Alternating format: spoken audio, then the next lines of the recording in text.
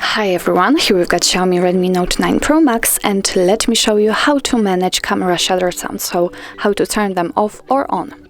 So first of all, let's enter the camera app and let's check which option we've got currently set. So let's tap on the shutter button.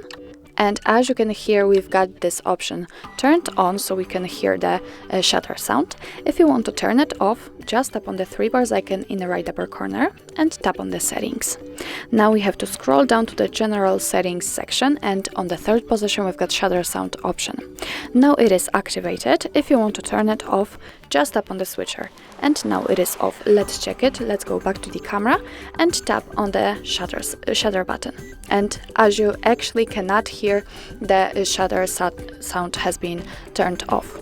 So that's all. This is how to manage shutter sound in your Xiaomi Redmi Note 9 Pro Max. Thank you so much for watching. I hope that this video was helpful, and if it was, please hit the subscribe button and leave the thumbs up.